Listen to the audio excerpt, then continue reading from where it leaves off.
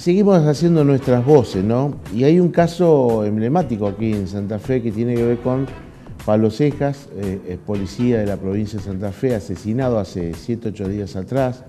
Recuerden ustedes que fue nota, comenzó a conocerse de Pablo Cejas aquí en Santa Fe porque denunció a altos jefes policiales ya hace 5 o 6 años atrás, ¿no?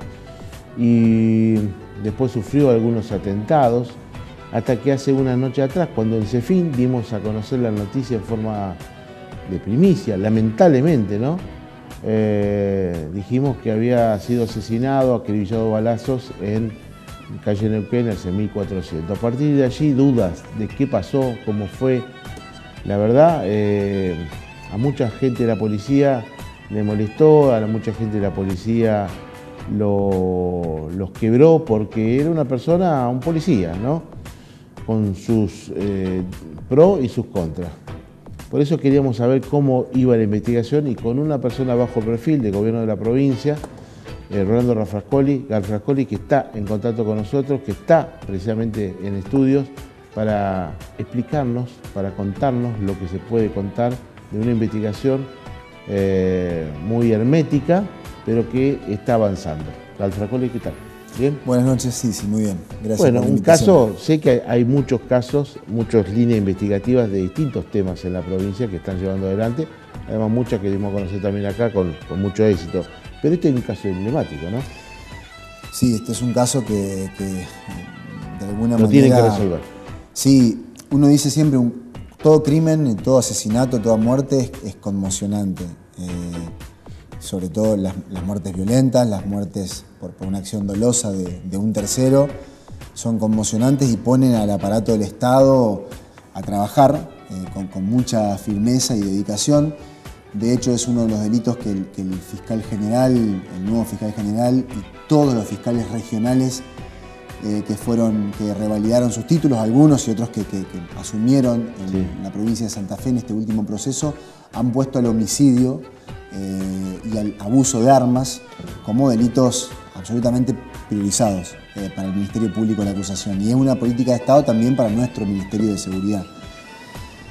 Este crimen, además de todas esas cosas, que tiene la característica común de ser un asesinato, y con todo lo que ya dijimos, tiene un contexto histórico, tiene una línea histórica que viene acompañando sobre todo a la persona que fue víctima del homicidio, que lo hace mucho más importante, lo hace más grave, porque evidentemente necesitamos aclarar rápidamente las dudas para de alguna manera o abonar las sospechas más duras que se tiraron sobre la mesa en un principio, o para descartarlas definitivamente y avanzar sobre otras hipótesis que pueden llegar a ser más carnales, más territoriales, más terrenales. Claro, las más duras, ¿cuáles son? Que la policía lo mató.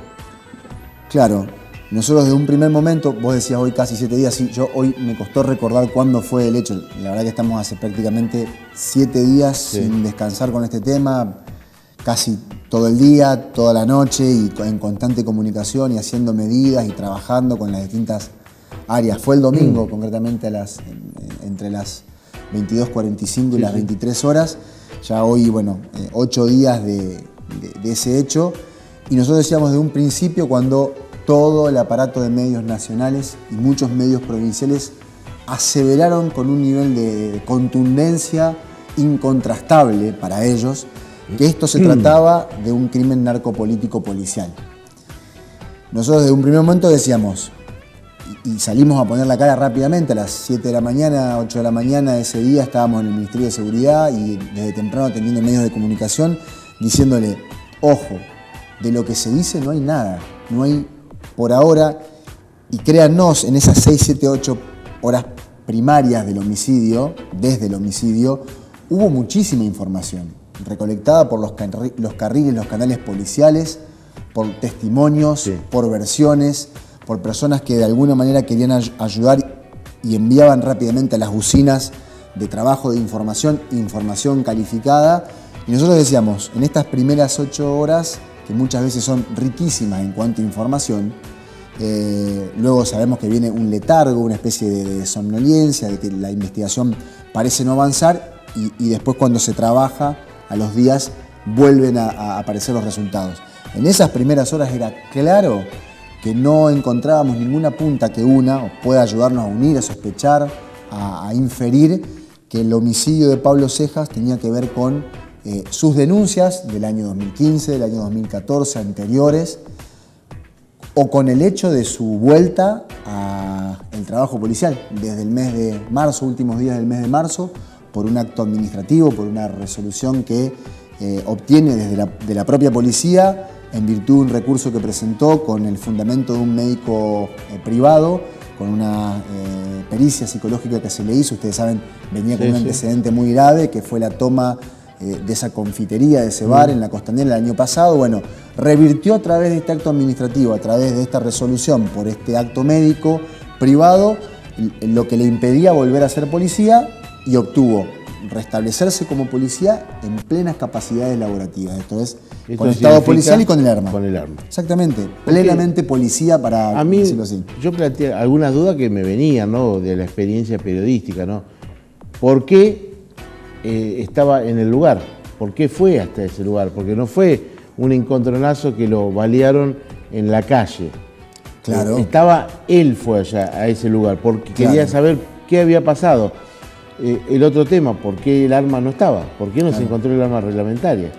Claro, bueno, nosotros para reconstruir, porque hay mucha gente que sabe, mucha gente que no sabe. Ese día Pablo no estaba con uso de licencia ordinaria, pero con estado policial, y como se lo permitía la legislación, se lo permite la legislación laboral policial, había ejercido horas adicionales en una institución, no vale la pena decir cuál, una institución, está plenamente comprobado que estuvo prestando servicio en la mañana, vuelve a su casa, está hasta la siesta, primeras horas de la tarde en su casa, y luego comunica a su familia que se iba hacia Cabaña Leiva, a la casa de una persona, amiga, a pasar un rato, ¿no? Eso se produce a la tarde, tardecita y primeras horas de la noche. Él está unas 4 o 5 horas con este amigo, no sabemos si con alguna persona más, pero eso es lo que se pudo reconstruir, en una situación claramente social y distendida. A las 9 de la noche recibe el último llamado de su oficial. Él tenía era parte del Servicio de Protección de Testigos y Querellantes, y tenía un dispositivo pasivo, ¿no?, que era contactos, entrevistas personales, entrevistas personales que se hacían periódicamente y conversaciones telefónicas que se daban. Normalmente cuando el oficial llamaba a la persona interesada, en este caso a Pablo Cejas, para decirle y preguntarle si se encontraba bien, si había novedades, si tenía algún problema, si tenía alguna duda, algún temor, alguna sospecha, si se encontraba en situación de tranquilidad o algo de alguna manera lo aquejaba y lo intranquilizaba.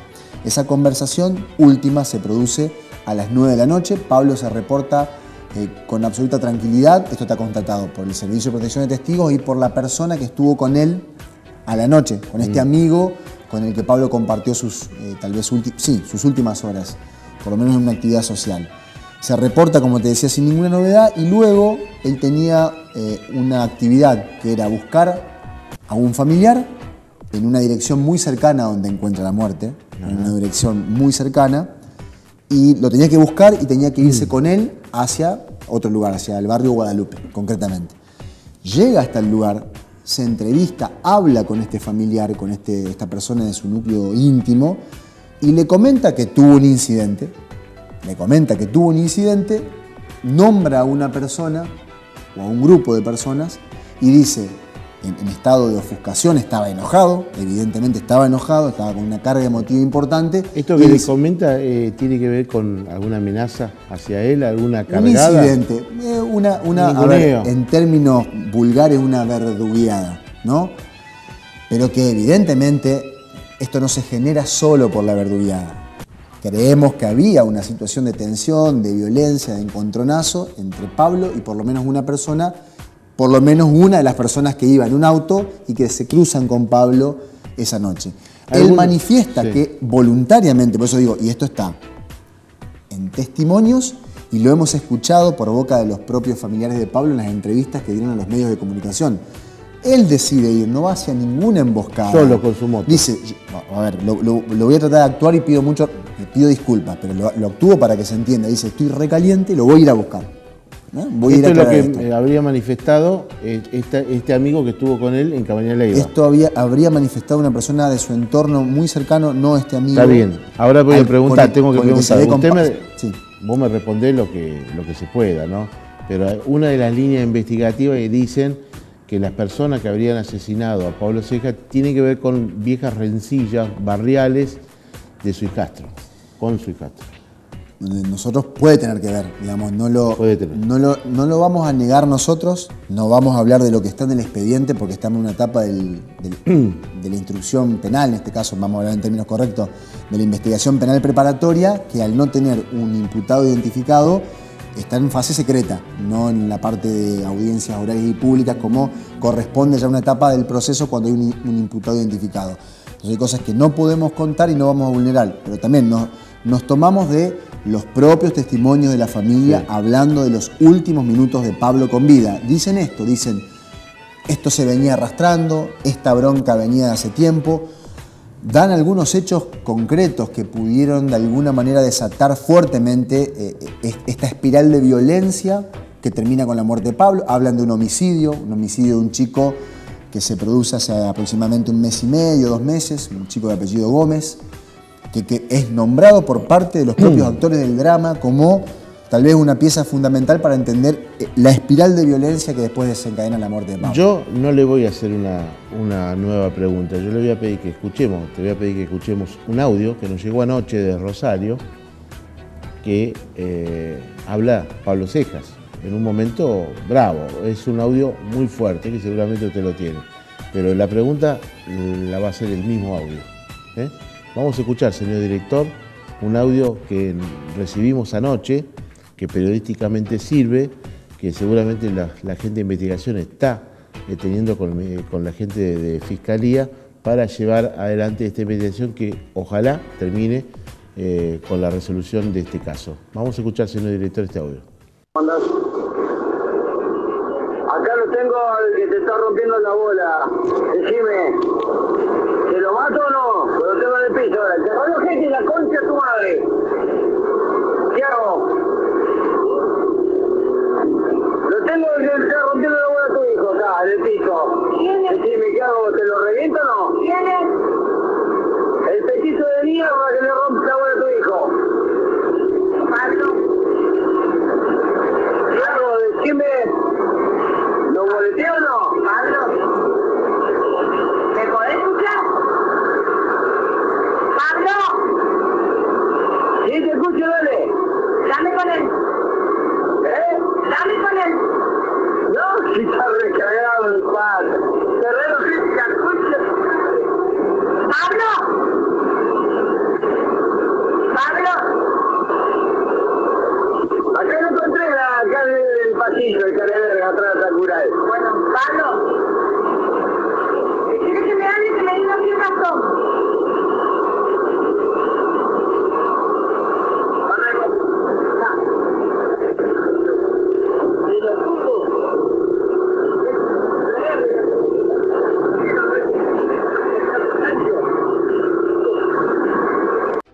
Un audio muy fuerte, ¿no? Pablo Cejas, comunicación telefónica con su señora, y en un momento él dice que tenía bajo su arma reglamentaria, el arma que tenía, un arma de fuego, a un joven, si lo boleteaba o no. ¿Qué significa este audio?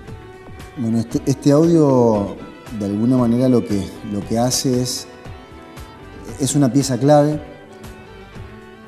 tal vez no una pieza clave para desentrañar los últimos minutos y la muerte concretamente como epílogo violento, pero sí es demostrativo, absolutamente contundente para contextualizar lo que nosotros veníamos diciendo.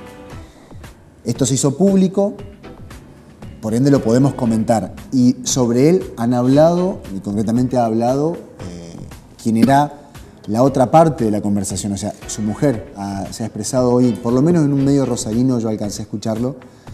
Ella ha comentado, ha reconocido la veracidad del audio, se ha reconocido a ella como parte del audio, ha reconocido que el otro que hablaba, el interlocutor, era Pablo Cejas, obviamente, y también ha reconocido que sabe concretamente quién es la persona que estaba bajo el yugo en ese momento de Pablo, en una situación de extrema violencia. Entonces decimos, sirve para contextualizar esa historia de violencia que en espiral termina con la muerte de Pablo. Por eso es importante este audio para entender otras, junto con otras cosas que no podemos contar porque no se hicieron públicas, porque depende sí de nuestra responsabilidad, el Ministerio Público de la Acusación y el Ministerio de Seguridad, y por ende no se van a conocer hasta que se tengan que conocer en la audiencia o en las audiencias respectivas. Pero esto que salió es contundente y abona lo que nosotros decíamos, hay un trasfondo de violencia, de marginalidad en el barrio, un barrio con muchas carencias, en donde la violencia, el delito y la circulación de las economías delictivas territoriales, digamos, absolutamente paupérrimas en cuanto no estamos hablando de una criminalidad organizada que hace ricos a delincuentes, sino criminalidad y economía delictiva muy ligada a la marginalidad y a la pobreza. Y en ese contexto se dieron muchas situaciones, una de las cuales es demostrativa, este audio, y otra, la más grave, la más trágica, la que no quisiéramos comentar, que es la muerte concreta de Pablo. ¿Puede haber en este asesinato más de 2 personas? Sí, nosotros creemos que sí. También por la reconstrucción de los últimos minutos de Pablo, nosotros creemos que en la escena del crimen había varias personas. Hay testimonios que no vieron, pero que escucharon y cuentan como gran cantidad de gente asustada, gritando, niños, mujeres. Ustedes saben que es un lugar muy pequeño, de mucha concentración de casas o de casas precarias, con muchísimos chicos que están, no tal vez como los pibes del centro, hasta las 8 de la noche religiosamente adentro de casa, miramos la tele y nos vamos a dormir. Chicos están hasta altísimas horas de la noche, chicos de 8, 9, 10 años, jugando en la vereda, en los descampados, y gente permanentemente yendo y viniendo. Bueno, eso pudo haber sido un contexto social en donde se dio la muerte, y repito, concretamente en el drama del homicidio de Pablo, nosotros creemos que sí, que hay por lo menos 2 o 3 personas participando de manera directa. Este caso que por lo que uno conoce y ha escuchado, ha investigado, estaría pronto a resolverse. Estaría pronto. Ustedes están trabajando arduamente. La gente del Ministerio, el Gobierno y la Policía están trabajando, lo sabemos de todos los puntos de vista. ¿Puede llegar a servir la resolución de este caso del asesinato de Pablo Cejas a dilucidar otros casos policiales en esa zona? Sí. Nosotros creemos que está enmarcado en varios hechos de violencia altamente lesiva, con fines trágicos de muertes o heridas gravísimas, en otros que son indiciarios, que de alguna manera son alarmas o alertas, balaceras de casas, coacciones agravadas, abusos de arma de fuego, tentativas de homicidio, que están concatenadas, ¿no? En una historia, repito, una historia trágica, una espiral de violencia en donde seguramente el punto culmine, álgido, el clivage, se da con la muerte de Pablo. Lamentablemente, eso que pasó en la línea de tiempo, todos esos hechos gravísimos, donde este es el más grave sin duda, esperemos que sea el último que nos permita cortar, terminar de entender y tener las herramientas para cortar la violencia en ese territorio. Galfracoli, muchas gracias. A ustedes.